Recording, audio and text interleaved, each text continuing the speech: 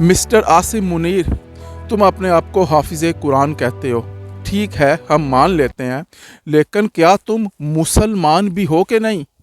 کیونکہ مسلمان تو وہ ہوتا ہے جو کہ قرآن مجید کو اللہ کی کتاب مانے اور اللہ نے جو حکم دیے ہیں قرآن مجید میں اس پہ عمل کرے۔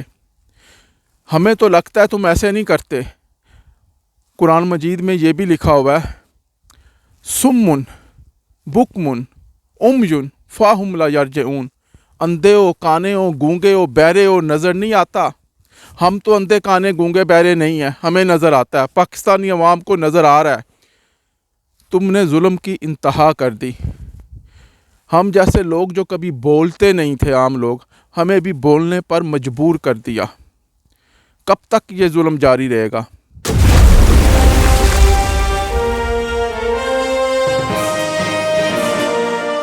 تم نہ صرف پی ٹی آئی اور ان کے لوگوں پہ ظلم کر رہے ہو، تم عام لوگوں پہ بھی ظلم کر رہے ہو۔ حد کر دی، ان کو الیکشن بھی نہیں لڑنے دے رہے۔ 400 کے قریب ان کے لوگوں کو تم نے نااہل کر دیا۔ بھئی ہم اندھے نہیں ہیں، ہم گونگے نہیں ہیں، ہم بہرے نہیں ہیں، ہمیں نظر آ رہے ہیں تمہارے مظالم۔ بس کر دو، اینڈ کر دو۔ ہم وہ لوگ ہیں جو پاکستانی فوج کی تعریف کیے تھکتے نہیں تھے۔ میں بنگلہ دیش میں 3 سال رہا ہوں۔ بنگلہ دیش میں بنگالی لوگ ہمیں کہتے تھے کہ پاکستانی فوج نے ہم پہ بہت مظالم کیے ہیں۔ ہم نے اسکولوں میں یہ پڑھا ہوا تھا کہ پاکستانی فوج نے نہیں، انڈین فوج نے پاکستانی بھیس میں، پاکستانی وردیوں میں ان پہ مظالم کیے تھے۔ ہم ان کو یہ کہانی سناتے تھے، وہ کہتے تھے کہ نہیں، پاکستانی فوج نے ہم پہ مظالم کیے ہیں۔ 3 سال تک ہم پاکستانی فوج کو ڈیفینڈ کرتے رہے، ہم نے نہیں ان کی بات مانی۔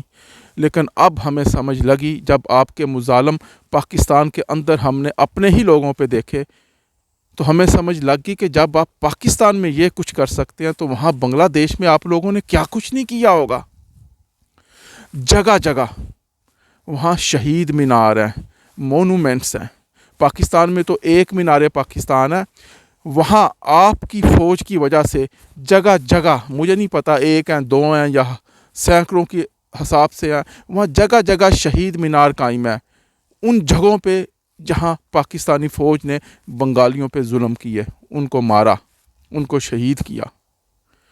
اب تو آپ نے پاکستان کے اندر اتنے لوگ مار دیے ہیں، ارشد شریف شہید اور دوسرے لوگ۔ بلوچستان میں کیا کچھ نہیں کیا۔ 9 مئی کے دن بھی آپ نے عام لوگوں پہ گولیاں برسا دیں، ان کو مار دیا۔ ان لوگوں کو مار دیا جنہوں نے آپ لوگوں کو نوکر رکھا ہوا ہے، جن کی آپ نوکری کرتے ہیں، جن کے پیسوں سے آپ اسلحہ خریدتے ہیں، جن کی حفاظت کرنی ہے۔ میرا پروفیشن سیکیورٹی ہے، نیشنل سیکیورٹی اور پبلک سیفٹی بھی انکلوڈڈ ہے۔ 30 سال سے میں اس پروفیشن میں کام کر رہا ہوں۔ کسی بھی فوج کی جو اولین ترجیح ہوتی ہے وہ عوام ہوتی ہے۔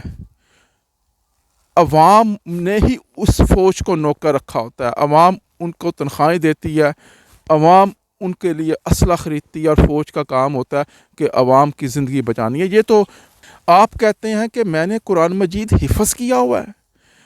ہم نے تو قرآن مجید سے یہ سیکھا ہے کہ جو ایک شخص کی بھی زندگی ہے، ایک شخص کو بھی جو قتل کرنا ہے وہ بہت بڑا جرم ہے۔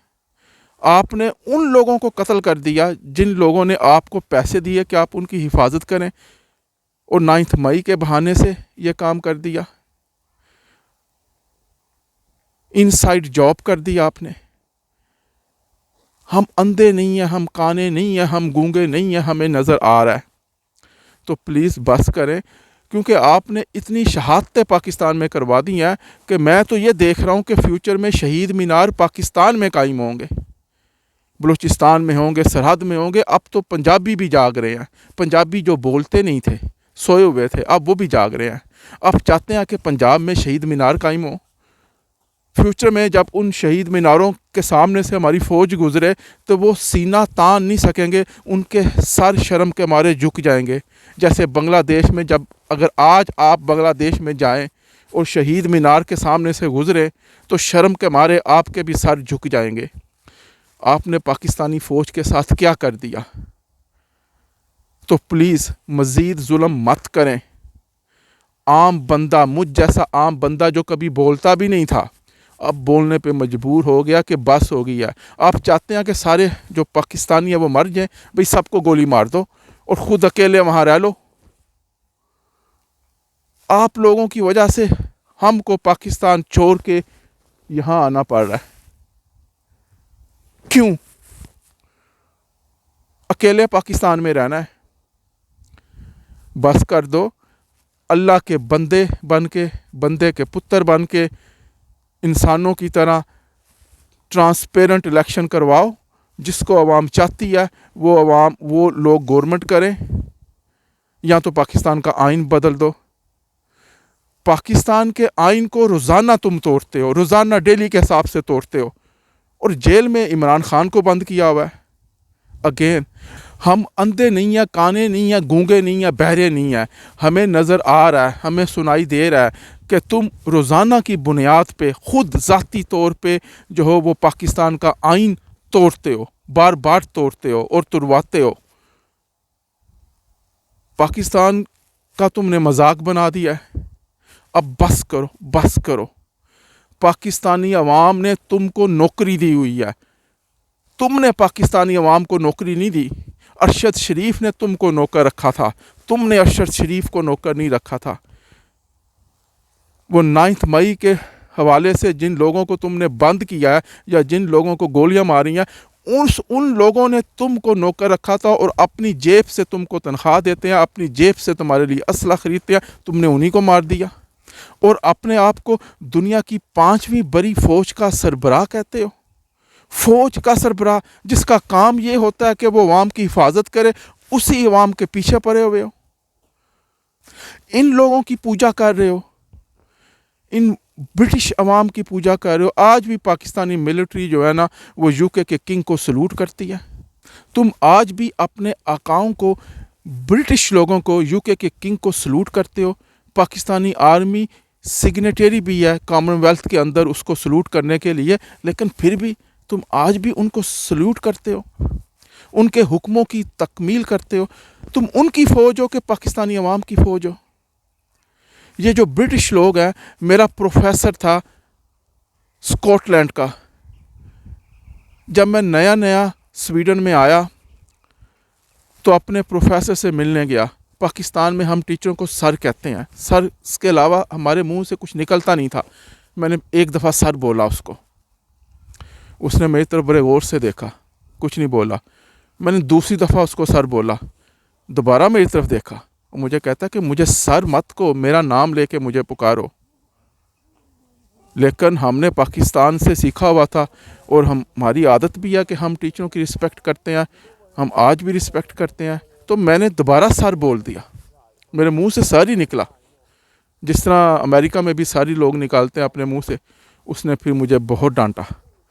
اس نے مجھے کہا کہ دوبارہ زندگی میں تمہارے منہ سے سر کا لفظ نہ نکلے. اس کے بعد سے آج تک میں نے سر نہیں کسی کو کہا. تو جن لوگوں نے انڈیا کو غلام بنایا، تم کو غلام بنایا، جن کی تم پوجا کرتے ہو، وہ اب اس لیول پہ آ گئی ہے کہ وہ دنیا کو کہہ رہی ہے کہ ہمیں سر بھی مت کہو. اگر ہم تمہارے ٹیچر ہیں، تمہیں سکھاتے ہیں، پھر بھی ہمیں سر مت کہو. ہمیں ہمارا نام لے کے کہہ کے، ہمیں ہمارا نام لے کے پکارو، ہمیں تم کہہ کے پکارو. اس برٹش کے تم آج بھی غلام بنے ہوئے ہو. بس کرو، بہت ہوگی. امید ہے کہ تمہیں کچھ نہ کچھ سمجھ آیا ہوگا. اوکے، اللہ حافظ.